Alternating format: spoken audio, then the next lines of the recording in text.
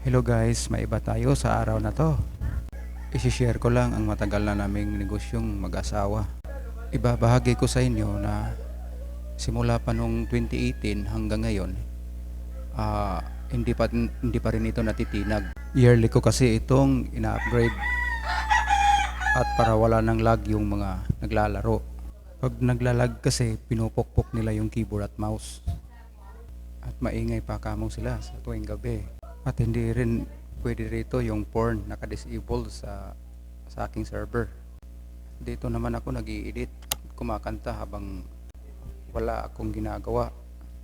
Naglalaro din ako minsan ng GTA.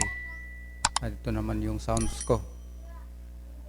At dito yung server at printer ko.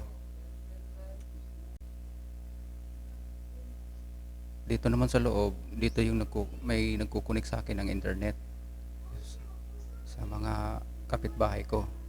Hayaan niyo yung mga kable kahit masakit sa mata. Meron din akong piso wifi, dalawa, nasira yung isa. Yun lang po. Salamat sa panonood. Paki-follow na lang and like and share. Thank you.